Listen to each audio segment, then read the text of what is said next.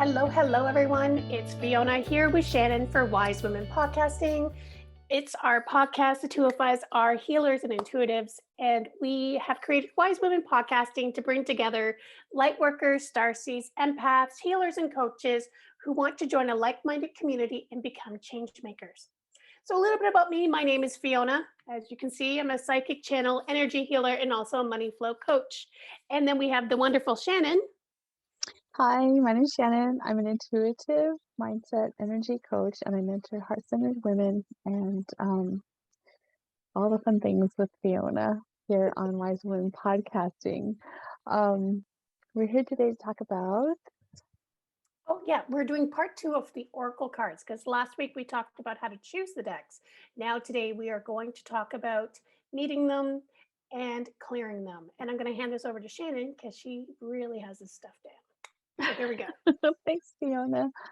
So I hope everyone's having an awesome energy day today. We are here in our studios, and today we're talking about meeting and welcoming in a new Oracle deck. Today I have the Rose Oracle, and the first thing that I do with my deck is I always praise the artist and the deck creator for their energy and show gratitude for their amazing work that they've done to create this, to give birth to the seed of this deck. So this is an amazing deck. This is the third one for Rebecca Campbell. And I clear my space, I sit down, get myself comfortable. I have my water. Most of the time I've already brought in my essential oils and cleared my space. And I have my sacred space with crystals, even other cards, and I also have what's the chance that? Sorry, the elements. I have the elements represented in my sacred space because of the corresponding energy with that. So I'll take the card and the guidebook out, and usually typically is a belly band, and I'll go ahead and I'll remove the belly band. It's interesting. I like to open the box and let it breathe, if you will. Let the cards breathe, let the guidebook breathe as well. And just one way to move the energy around is to have the cards and you can blow on them. As you just kind of drop them down, you can just kind of blow on them, just stir up the energy from them being bound in the box, if you will.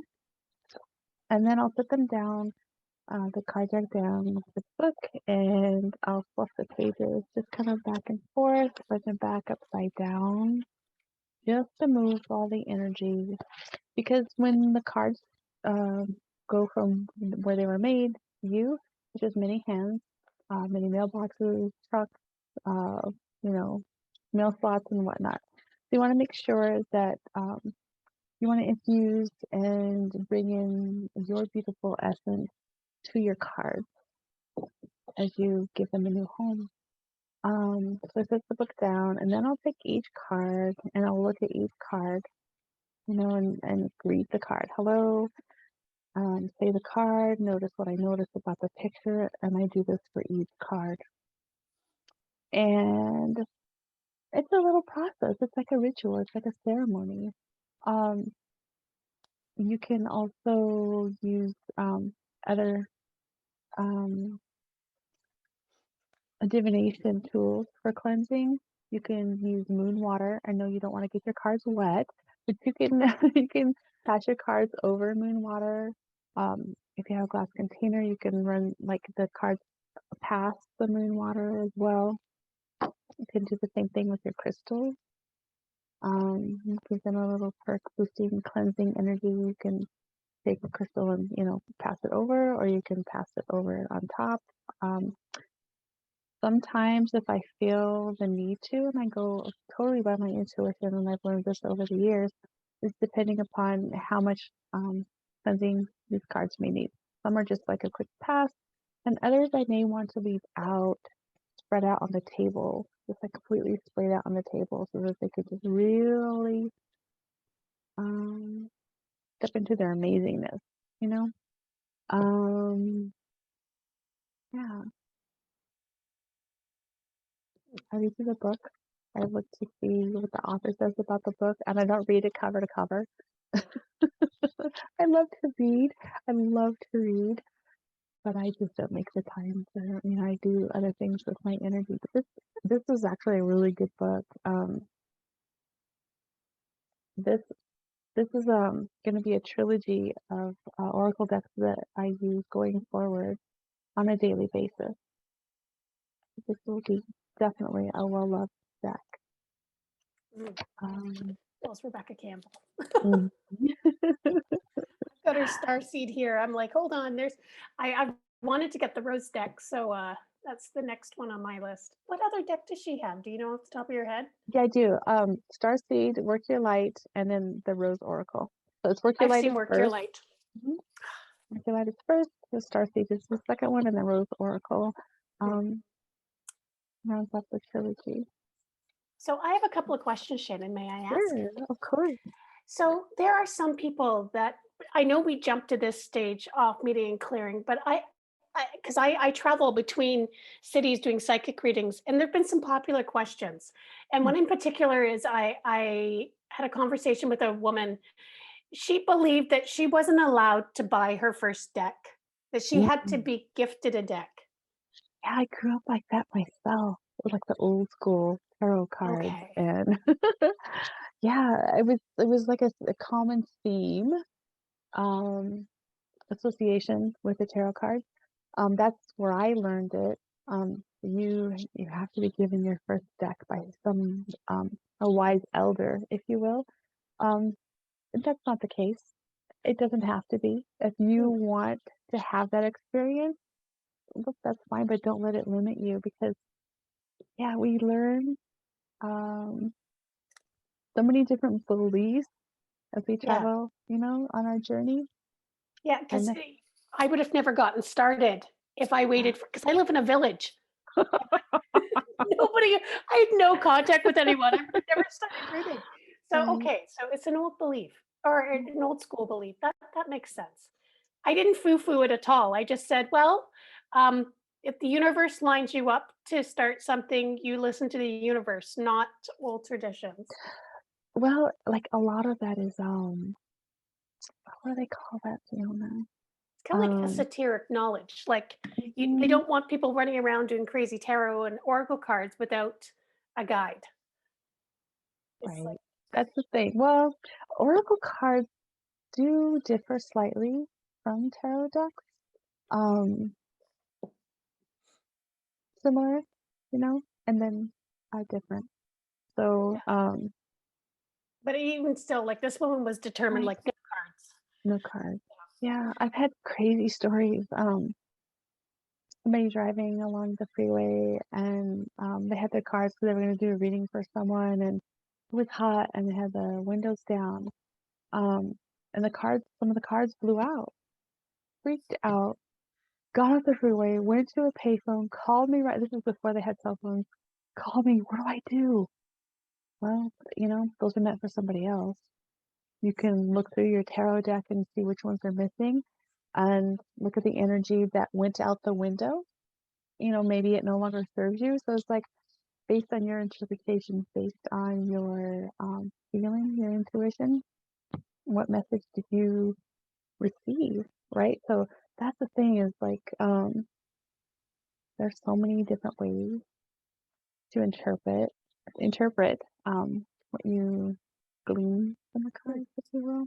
So many of the things like what's called I can't the word's gone about like don't let the black cat cross in front of you, don't walk under the Superstitions. ladder. Superstitions. I could not pull that word. Sorry. That's my head. So many superstitions are associated with the cards as well. And that's another thing. So many things that we've heard and because we don't know. So Amazon.com, you can go to Hay House, you can go anywhere. Target has cards now, your little, local metaphysical stores, usually have cards and different divination schools and whatnot. So yeah, it's like the whole metaphysical world opens up Mm. um, when you dip your toe in that pond. I have one more question. Might be a bit of a doozy, actually. Well, it's twofold, two questions. One is, what if you choose not to clear and meet the deck? That's number one. And the second question I have is, even after clearing a deck and meeting the deck, is it possible the deck is not for you? Absolutely, those are really good questions, Fiona. So I can tell when I have not cleared a deck. Um, I did mention some require a deeper cleaning than others. Um, it feels for me now. This is just my take on it. Somebody else can have a completely different perspective or a different, different lens that they look through with their cards with. Um, it feels flat. It doesn't feel like I've connected energetically. And um, as I've gotten older and had my different experiences on my journey, I know like I just listen to my energy. My intuition is such a huge part in a lot of things that I do with my natural cycles, and it totally resonates with me when I know that it's right. And it's true, you lean into it when it feels good, and you like you resist it if it doesn't feel good. And people have different ways to read their own energy about certain things. So if you get something and you realize that it's not right for you, you'll know. Um, you may never take the deck out. You may take it out and say, "Oh, that's okay. It's not really what I was expecting to feel when I touched it, when I picked up a card, when I looked at the book, or when I pick up the box, the container that holds the cards, or it just didn't feel right." And you listen to that and gift it to someone else. That's a beautiful thing that you can do. Is you don't definitely, I wouldn't throw it away. You can pay it forward and gift it to someone, or you know, contact the place where you bought it. If it's like a metaphysical store, they may be able to resell it for you. You know, Hmm. that's what I've come across. So, Yeah. Okay, interesting. Because I know, like, from my personal experience, if I don't meet and clear a deck, and I have my own way, which is very similar to yours, but sometimes faster, um, because I buy decks and then I use them in the shows. um, I if I don't have that connection or at least clearing the energy, I'll read other people. Like I'm sitting across from someone and I'll end up the cards will be reading me or the cards will be reading people walking by in the shows. So I've actually had to put cards off to the side with a selenite crystal. nice. I'm like, Selenite crystals are awesome time for out. yeah, you put your So deck in yeah, timeout. time out my card. If I don't meet and clear them properly, or Cleansing yeah, timeout. In I've a had good way, right? Because that. it serves you. It serves your client. Um, yeah. And then I pulled another deck and it was a like on nail on the head kind of reading. Ooh. So yeah, That's always fun. You and get that change up. yeah, it's interesting meeting and clearing decks. People, it's just an extra step, but it's an extra step, especially when you're doing energy work. Mhm. It's necessary because it's also you walking your talk. I'm an energy worker, I'm intuitive. You need that connection with your cards. It's like a health and safety person not following health and safety rules. It's like it doesn't make I went sense. to the OSHA Oracle. Yeah, and it doesn't need to be a huge ceremony. Like, It can be as simple or as elaborate as you desire it to be. And that's yeah, what's so beautiful about like these times that we are able to have so much freedom with the curiosity and the knowledge and the wisdom that's available to us, and being open to be able to have a say in what our divination, what our spirituality is. It's just amazing. And I forgot to add this is that I do Reiki on my cards. That is something else. If you have I've level heard 2 or of higher, that. we clear like Wow. people knock on the deck and stuff like that. That's but I also use those in Reiki world, Chokuray, and I clear my deck like That's that. beautiful. Thank you It's for so sharing fast. that. You're welcome. Yeah, it's fast during a show. People are like going through it, and I'm like, do, do, do, do. Okay, done. So yeah, there's lots of amazing things you can do with cards. Well, thank you, Shannon, for You're taking us welcome. through Thank that you. because I love how you present that. Thank So I encourage everyone to go and get your Oracle deck or pull out your Oracle deck if you haven't played with it for a wee while. Meet it, clear it, spend some time with it, and then do a couple of readings for yourself because um, Oracle decks are supposed to be inspiring, connect you with your higher self and source, and they if you don't understand the message now, you will in a few days. So pull it out, raise the vibration. We will be back in the next couple of weeks with, I can't remember what our next topic is. Are we talking about how to read the cards? I think we,